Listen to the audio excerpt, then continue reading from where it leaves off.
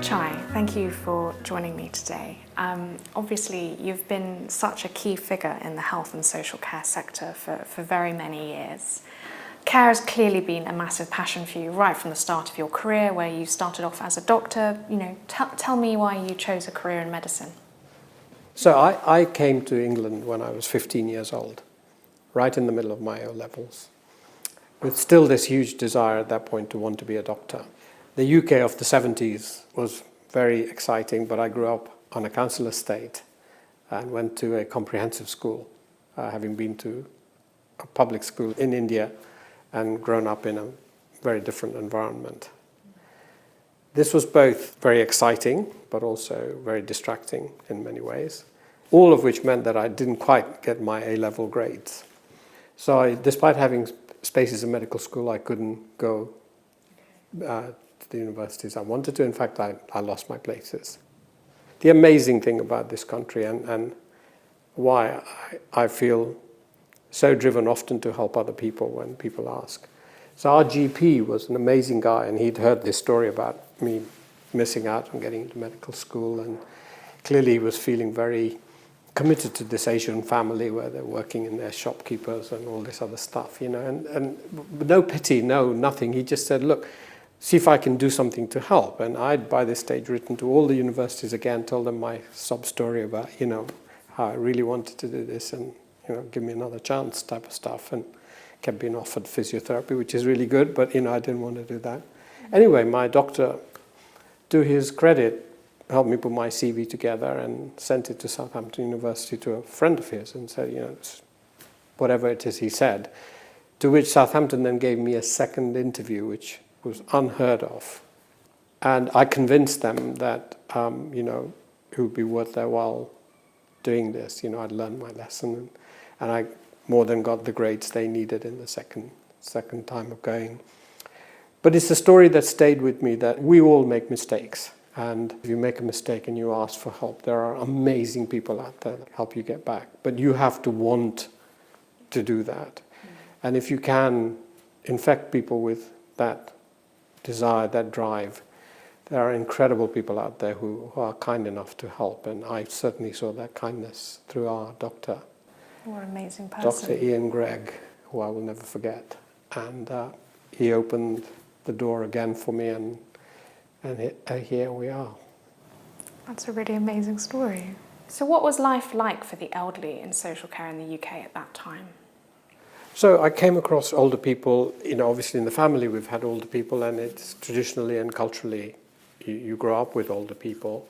But within the UK, when I was building up to putting my resume together about going to medical school, one of the things was that, it would be good if you had done some work with community work and so on. And as part of that, my GP had arranged for me to work with older people at home, helping with tea and afternoon tea and chatting and stuff like that, companionship. And first time I kind of became aware of the separation and the isolation of older people.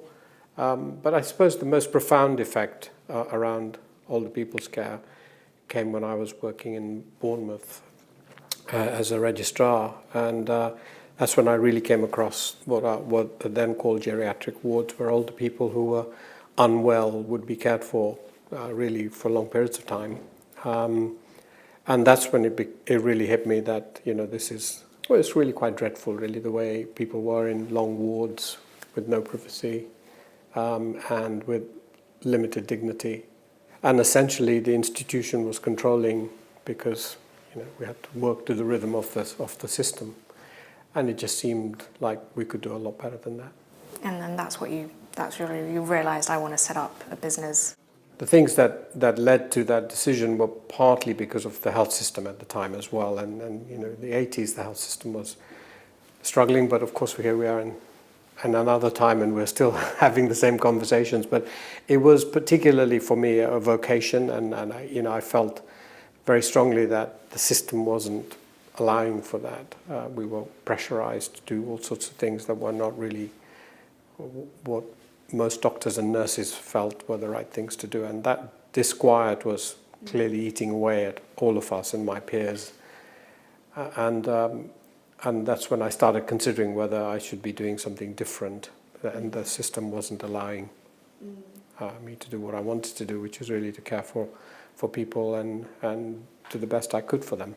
And you realised that to set up your care business, you needed to get some business experience first. Is that why you decided to pursue a career in the city for a while?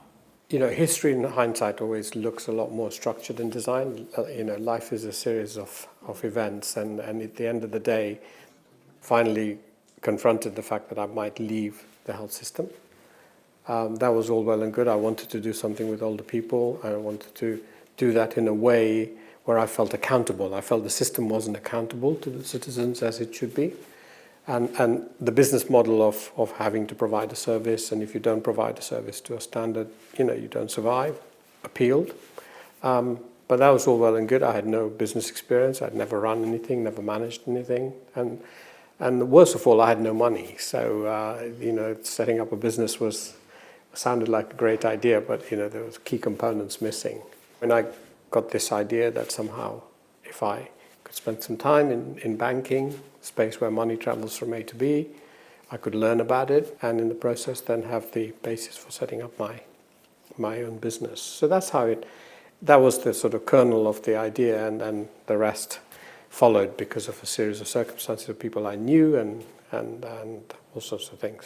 And that business was called Cavendish? Yeah, it was called Cavendish. Called Cavendish in 1989 after spending quite considerable amount of then money for me to do some research to find out where the care sector was at the time, what the issues were, how we could meet those needs. But also during my time as a banker, I spent a lot of time studying organizations, cultures, what made for good companies, why some companies endured and others didn't, and which was the basis of developing the philosophy, the vision.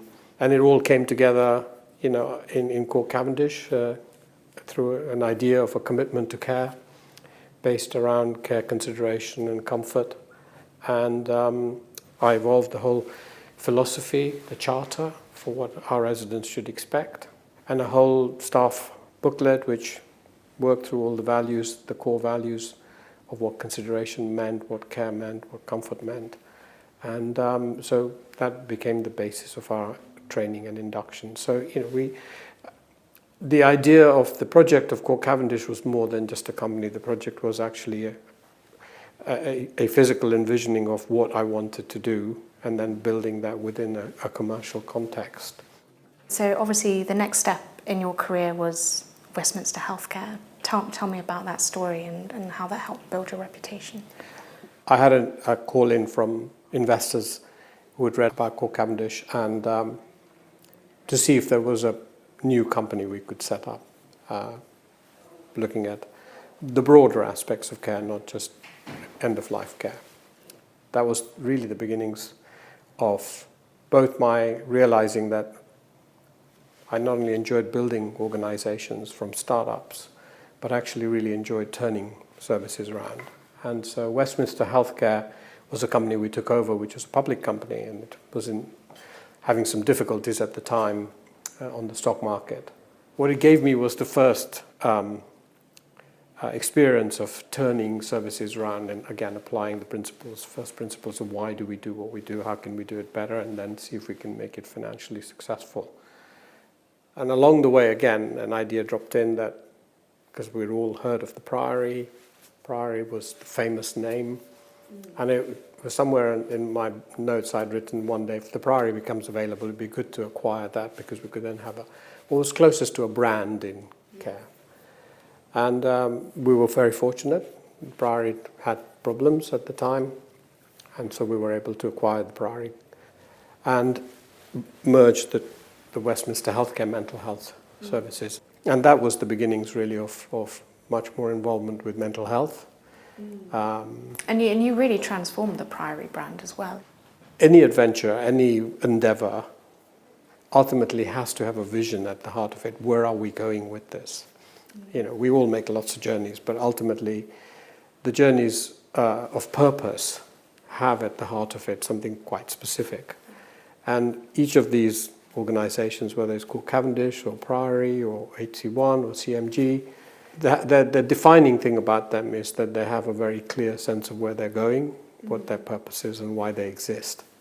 And in Priory, we'd lost sight of that somewhere because it was famous for looking after famous people, and there was this kind of cachet associated with it. Somewhere along the line, there's been a disconnection between what the company had originally been formed to do and what it was doing now, and we were able to bring that back.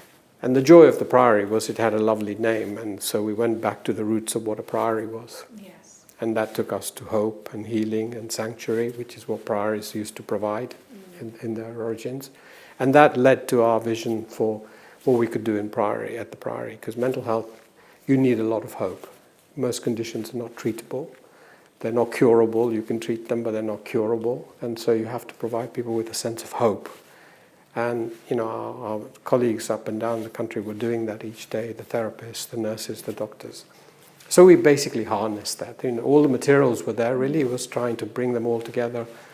And it was, and we then took that into education for children with special needs and autism and so on. So we were able to broaden the vision around mental health where it meets education, where it meets brain injury and so on. So that created the basis for kind of modern incarnation of Priory, really. Yeah, and you must have picked up quite a few lessons from doing that transformation, and how did you bring that to CMG, which operates in a similar space, and you've obviously done a successful turnaround with the sale of it as well.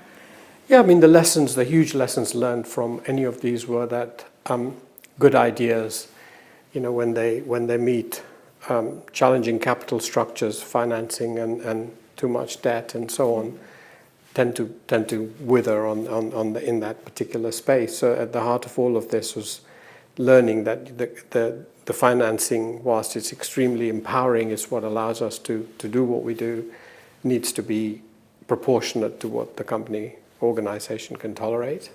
And that along the way in these growth journeys where leaders with ambition and passion want to do things, we need to take our teams with us. We need to remain connected with the people who actually do all the day-to-day, whose endeavor, effort, vision is what makes these things happen. And those values need to be harnessed and nurtured rather than kind of trodden over in the pursuit of growth and profit and success. And so in each one of these situations, we were able to unpack back to why was this organization here and how could we rebuild it? And to a greater or lesser extent, that's what we were able to do at CMG. We were able to go back to the roots, and eventually with the team was able to deliver amazing results, fantastic awards for great quality and innovation and so on. We've talked a lot about brands and the power of brands, and you're obviously probably most famous for HC1. Would you say that was the biggest challenge of your career, creating that brand out of the ashes of Southern Cross?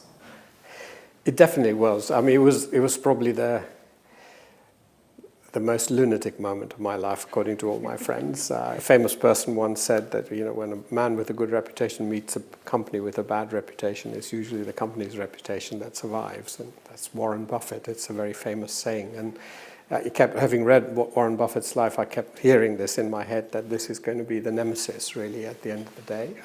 But I called it at the time my Everest. It was the right thing for me at the right time. The years of experience, what I'd learned, I felt prepared me to do this.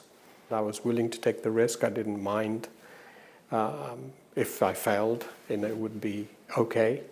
But it was going to be a terrible consequence for the people who were immediately going to struggle, particularly the residents and relatives, but also the staff up and down the country. And all because of the capital structure, really, again, rather than because of the fact that there were bad people doing bad things out there. And what we'd learned from CMG is if we could find the strand, the narrative that people can hold on to, and it's authentic and real, that's the other thing, we could probably pull out of this situation and hopefully, something positive would have come out of this. And yes, it was the hardest part of this whole journey was how to be honest and authentic in front of all these people who had been, damaged in the media because the story was out there and people felt personally guilty and bad about what was going on. I couldn't promise them anything huge immediately. The company was going bust. There wasn't enough money. So we had to find something that was both hopeful, worthwhile, but also tangible and honest, really. Yeah. And I guess of all the things that I'm most proud about is having the idea that in all the years when I got thank you letters, the one word that always came out was how kind the staff were. And that was the basis of the story of HC1, that we could all be kind. It is within our gift to be kind. And actually people in care, I think it's in their DNA, their default position is kindness. They're the people you find wherever you are who are going to help somebody, who stop for somebody, who go that extra mile without even being asked. And that's their first reaction. Yeah. And it's that reaction, if we could harness that reaction and build on that and build our reputation on that, then the rest could follow. So, the call was to be the kindest care home company in the UK, and it resonated. And there are 23,000 colleagues out there and umpteen hundreds of leaders who all kind of signed up to the idea in their own way. And here we are, and years later it's turned into something the leading care home provider in the UK.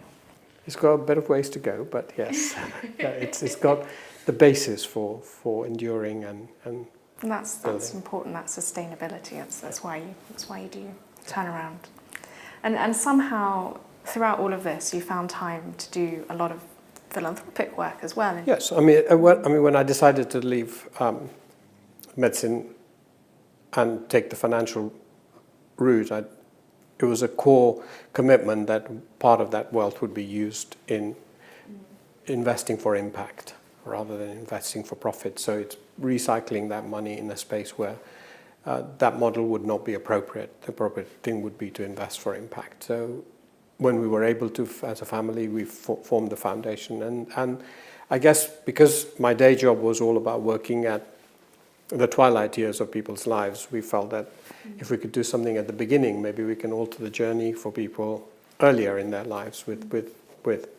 a brighter future, hence the Bright Future name, to try and bring the same thinking and strategic way of looking at things that I brought in business to investing for impact and having a variety of investments, backing people who have passion and competence, and have a portfolio of these so that you had some small ones which are startups and riskier and may not be sustainable, and some established facilities, organizations which you could support in terms of specific goals.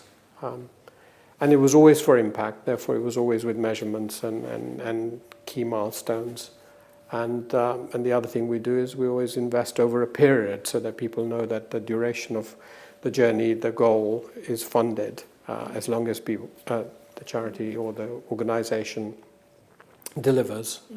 And it's selfishly, it's a very lovely thing to do because you meet incredible people with amazing passion and drive, and it's quite nourishing when you're doing day-to-day management accounts and sitting in meetings and so on. So it's a very it's vicariously very nice space to be in, but it's also fulfilling that things can be done. But almost more than Bright Future, the one area of the philanthropic work that I'm most happy about is when the mental health side came together for the servicemen, and when I was invited to chair the appeal for veterans' mental health related issues. That was with combat stress. With combat stress. That was a very exciting time because, again, an organisation with huge history was struggling to find its place in public mind and to try and educate them about what this was about and why we could make a difference if we did certain things. So we were able to raise a substantial amount of money and put in a new strategy around early help and interventions to try and break the cycle for these men and women. Yeah, that was very fulfilling. It was nice to bring the two strands of my kind of passions together. Yeah. That's a good way to put it. And you talk about breaking the cycle, and you talked about, obviously you've helped bring about a lot of transformation in the health and social care sector, but that there's still some way to go. Perhaps, what are your predictions? What do you think the health and social care sector will look like in, say, 20 years? Look, it's a big challenge. It's complicated. We've kind of stumbled on this area more by default than design, and it's very hard at the moment with the conflicting demands on society to create a positive space for older people's care. But I think that the basis for a lot of positive things are already there as well. So forgetting the negative and forgetting about the money and all that, I think the basis of technology, connectivity, and better understanding of planning for one's own old age are here now. So at 65, my mindset about my next 20 years are very different to my parents' mindsets about well-being, about exercise, about how you look after yourself, as well as being connected through the new technologies with society, and so the isolation that a lot of older people suffer, the sadness that goes with it, many of the multiple illnesses that are a result of not knowing some of the things we now know, are all going to change. With that, expectations going to change. And I think the living environments in which older people age and die will be different to the ones that older people live in and die in right now. It's a challenge that our politicians, or politicians around the world, are going to have to face, which is that we're going to have older people, more older people, less younger people. How do we fund that later life? What is the point of living long if you can't live long and be happy? But some of this also the citizen needs to take responsibility, and I believe that contract between the citizen and the state needs to be redefined honestly and openly, and people need to be given a sense of what their responsibility is and a direction for which they as citizens can do, and then the state needs to provide the safety and the support. But I think there are so many reasons why old age will be better, and the way I connect with my 95-year-old uncle on FaceTime and see his face light up when he sees me 10,000 miles away tells me that connectivity now is so different to what it used to be. And as long as we have that, then people can still feel valued and be a meaningful part of our society. And that, I think, is the basis on which we need to build thinking about old age rather than the financing and the other negative aspects. That's a very long answer for a very difficult question. Cautiously optimistic. Thank you so much for your time today, Chai. Pleasure. Thank you.